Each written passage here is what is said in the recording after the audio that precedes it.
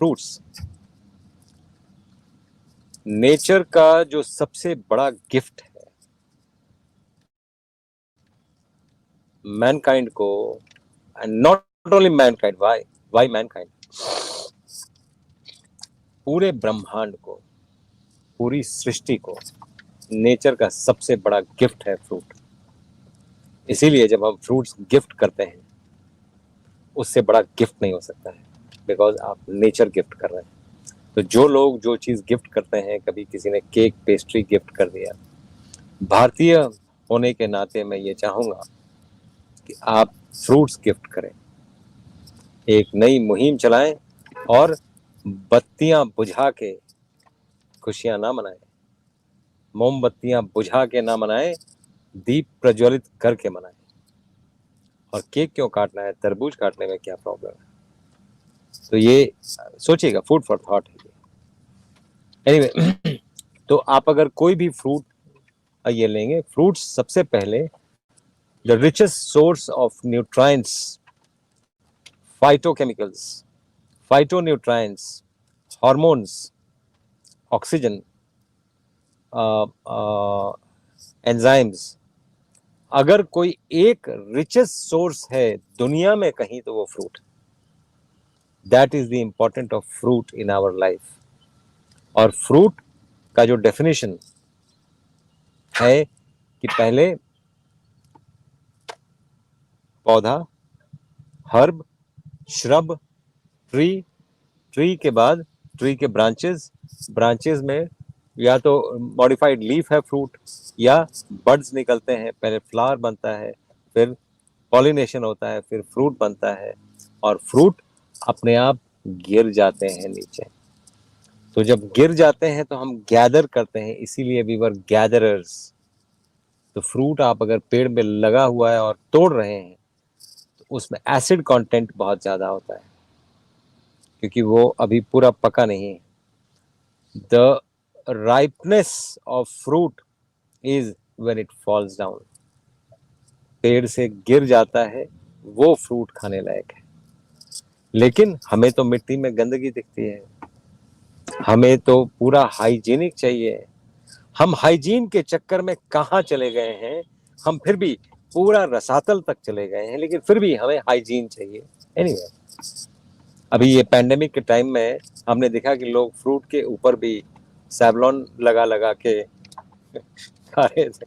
तो अब क्या कहा जाए, उनके गुणवत्ता को क्या कहा जाए।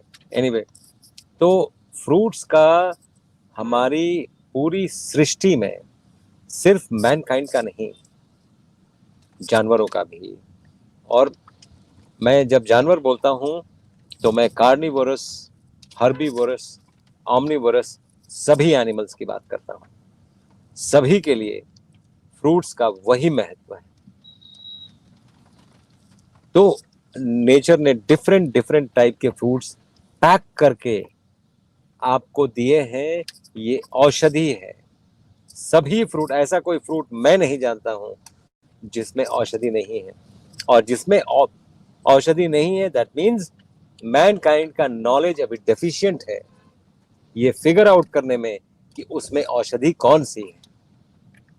मैनकाइंड का नॉलेज लिमिटेड इसमें। और वैसे भी the most limited science to grow is the nutritional science, and I think it is deliberate. The food industry doesn't want you to know.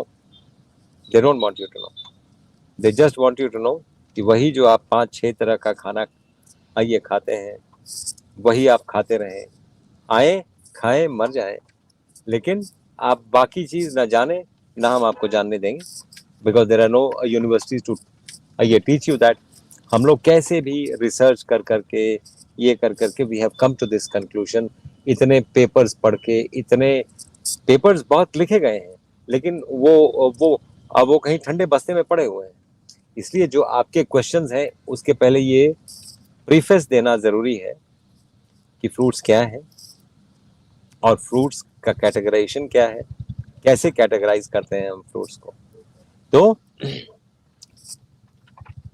Now Honey का भी साथ साथ बात कर लें। जो फ्लावर से बीज निकालती हैं, और कहीं दूर छत्ते पे जाके हनी बनाना शुरू करती हैं, वो उसको प्रोसेस करती हैं अपने बॉडी के थ्रू। उनके बॉडी का ये सिक्रीशन और एक्सक्रीशन दोनों है।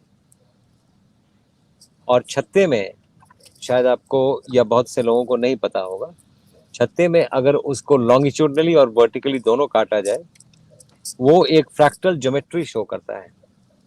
वो फ्रैक्टल ज्योमेट्री आपको मंदिरों में दिखेगा, जो पुराने मंदिर हैं, वो आपको फ्रूट्स में दिखेगा, वो आपको नेचर में हर जगह दिखेगा। आपकी बॉडी में भी है, लेकिन हम ज्योमेट्री के चक्कर में फ्रैक्टल ज्योमेट्री भूल गए हैं।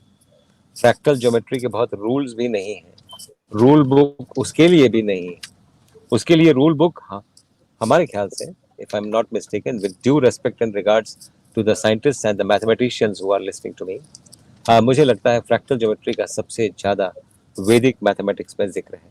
पूरी दुनिया में, पूरे ब्रह्मांड में सबसे ज्यादा नॉलेज फ्रैक्टल ज्योमेट्री का वैदिक मैथमेटिक्स में है। ये मैं ये नहीं बोलना चाहता हूँ कि नहीं ये सब कुछ ये भारत में ही हुआ, बाकी सब ये थे, ये मैं बोलना नहीं चाहता हूँ, लेकिन चीजें ऐसी ऐसी प्रूव होती जा रही हैं, तो मैं इससे भी अनभिज्ञ नहीं हो सकता हूँ, तो क्या किया जाए, वो बात। तो अब जैसे बीमारियों में, कौन कौन सी बीमारियों में क्या क्या फ्रूट्स, जैसे सबसे पहले डायबिटीज हुआ तो आदमी वंचित हो जाता है कि अब तो मैं जिंदगी में आम नहीं खा पाऊंगा, केला नहीं खा पाऊंगा, उसमें तो बहुत शुगर है।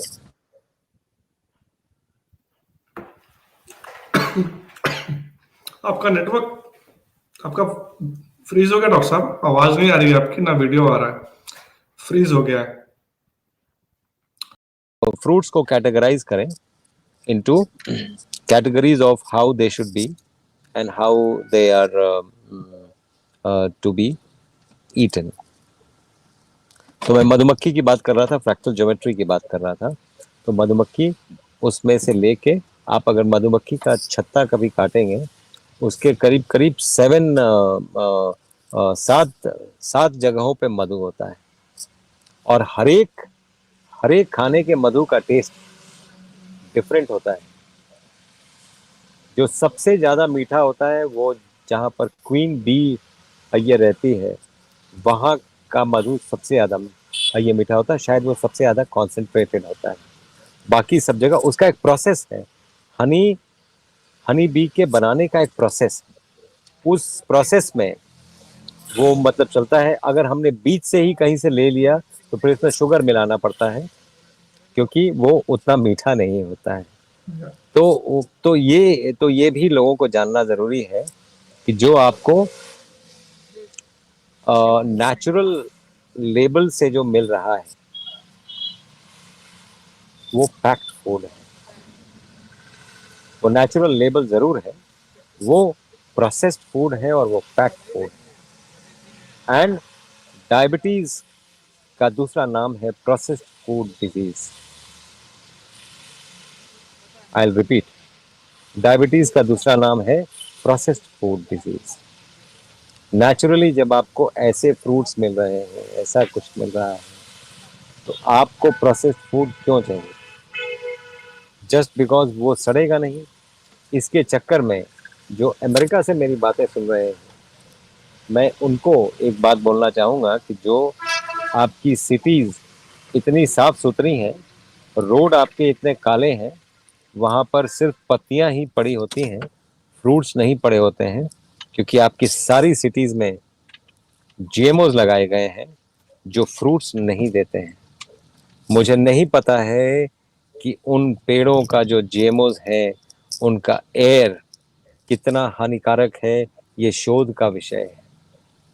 जिस पेड़ में फ्रूट्स न हो, वो पेड़ अगर जहरीला है, मुझे उसमें कोई आश्चर्य नहीं है। बाकियों को हो सकता है, उनको लगे ग्रीनरी इतनी है, फिर भी ऑक्सीजन की इतनी कमी क्यों है। इसीलिए साइंस जैसे जैसे अपने आप को सोच रही है कि बढ़ती जा रही है, मुझे लगता है एवोल्यूशन नहीं है, ये डेवोल्यूशन है। एनीवे, जो मैंने बातें बोली वो फूड फॉर थॉट है कि जिस पेड़ से फल नहीं निकलते हैं, उसका ऑक्सीजन भी लेने लायक है कि नहीं है, ये शोध का विषय होना चाहिए।